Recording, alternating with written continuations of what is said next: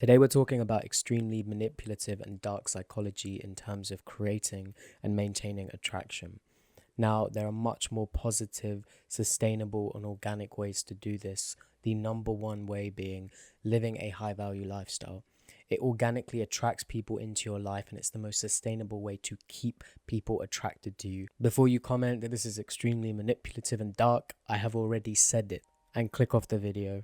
And for everyone else, welcome to the dark side of my channel. Now, the seduction methodology I'm going to be going through in this video can work on any man, but there are people that this is more likely to work on. So when you first are picking your target of who it is that you would like to seduce, these are the lists of people that this seduction methodology is easier to implement on. The first is unhappy people. Happy people are much harder to entice and seduce than people who are unhappy. You may be thinking why. Happy people may have fulfillment or obtain their happiness from multiple different sources or from another source, which means in the process of seducing them, you are not the only source of happiness for them. Therefore, you are more dispensable than someone who is unhappy and you become the only source of happiness for them. Number two is imaginative people. People with a healthy imagination are more comfortable to trap as they create a fantasy about you in their head. The next is shy and introverted people. They are more straightforward targets compared to extroverts. Next is people with lots of time. People that have plenty of time are good targets to seduce as they have more time to think and fantasize about you. Attraction is created by people fantasizing and thinking about you. The more time you can get someone to do one of these two things about you, the greater their investment and attraction will be in you. Next is people with boring lives. People with a boring life will welcome a new love as a piece of excitement into their life. Now, once we've picked our target, these are the things you need to be looking out for within your target to not only understand them, but to gauge their level of attraction within you. The first is their body language. You need to be looking out for all their non-verbal cues and expressions. On the topic of expressions, facial expressions are one of the best ways to read someone's level of attraction or gauge someone's level of interest in you. While body language can be a little bit easier to control once you learn about it, facial expressions are very much subliminal. They're always good things to look out for in someone to understand topics that excite them, topics that upset them, topics that get them turned on more. Next is mirroring. Is the person mirroring your body language, your facial expressions, your interests, your terminology, your tonality, your slang? People will tend to mirror people that they like and mirror people that they want to progress a relationship with. Next is shyness. Does the person get shy around you when they're talking to you or when they're meeting you? Even the most high value people cannot help but get shy around someone that they have infatuation for. And the last is anger.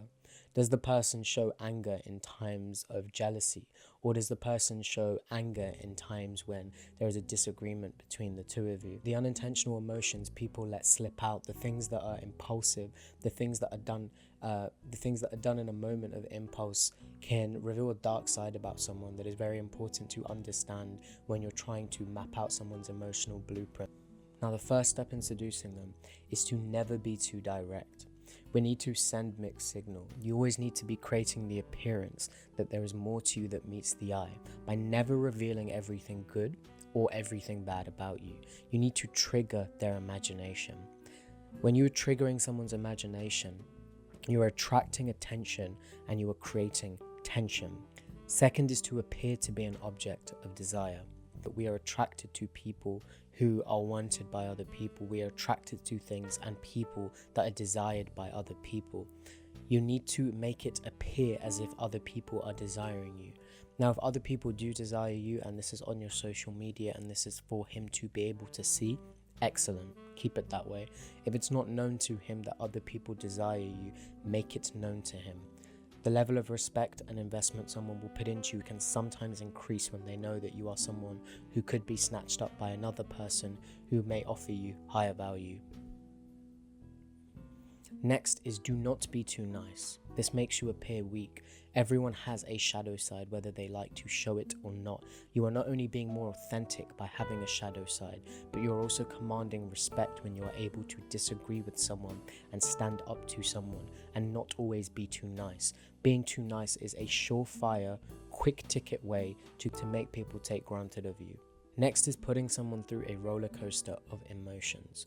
Now, this is extremely manipulative and dark, but it is a psychological way of making someone more invested in you. Now, I want you to think back to a night that you had with your friends, a night that was extremely memorable. Usually the nights that are extremely memorable are the nights where maybe things were going really, really well in the night. Then there was this big fight or this big drama, and it provoked a lot of heightened emotions in the group. Then maybe someone was crying. Then maybe you guys all partied again, and then you were extremely tired and you all went to sleep and went home. What's actually happened in that night? Well, it must have started very passive and very calm. Then it got exciting. Then there was a big dip because there was a lot of anxiety and there was a lot of aggression going on and arguments and sadness. Then it peaked again and it got exciting, and then it went down to passive. Now, what's actually happened there? There's been a roller coaster of emotions, but in hindsight, when you remember that night, it is far more memorable to you. It's something that you may talk about for decades now, because that roller coaster of emotions makes you invest more thought into the night. That roller coaster of emotions makes you remember the night more. If a romance story started with two people just meeting up, they fell in love, and they lived happily ever after, there is no story to tell. A narrative and a strong story and attraction really does help keep people on their toes. If there is a story, people are more attached to it. Stories sell products. Stories create attraction. You need to create a roller coaster of emotions with someone. It needs to be a journey of them obtaining you. It needs to be a story of them obtaining you. And no story is complete without obstacles. What is it that some of the greatest seductresses of all time, like Marilyn Monroe and Cleopatra, done to seduce men like no other women have on the planet? You may be thinking Marilyn Monroe was extremely attractive, and that's maybe how she seduced a lot of men. But there are millions of attractive girls. There are millions of models on the planet. However, what makes one attractive girl stand out from another is her behavior. Moreover, Cleopatra wasn't known as the most attractive person in the world, yet she had someone like Julius Caesar and Mark Antony on ropes with her seductive way of behaving. So let's break down what it is that these two ladies done to create an intense desire in men and could have any man wrapped around their finger.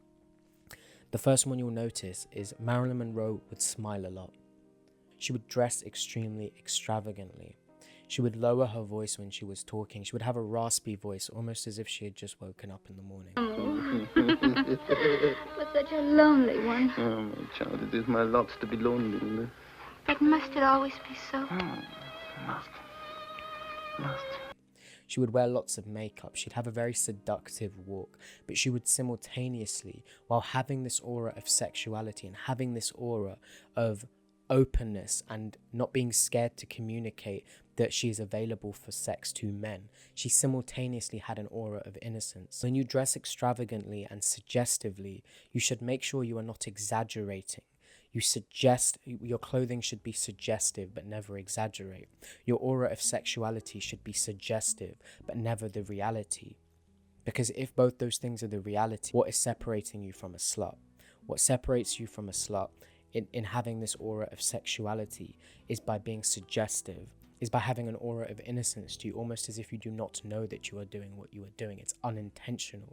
I'm terribly sorry to bother you, but I forgot the key to my front door, so I had to ring your bell. I feel so silly. It's perfectly all right. Anytime. Anything else I can do for you? Yes, would you mind pressing it again? Press what? The button. My fan's caught in the door. Oh, of course. Thank you. When you have that aura of innocence to you, you make a man instantly want to protect you from other men. They're seduced by you, they're infatuated by you, but then they see the side of you that is innocent and almost doesn't know that you're doing that, and they want to protect you, they want to take control of the situation and make sure you're safe. And in the process of doing this, you are seducing them. Well, good night. And good night.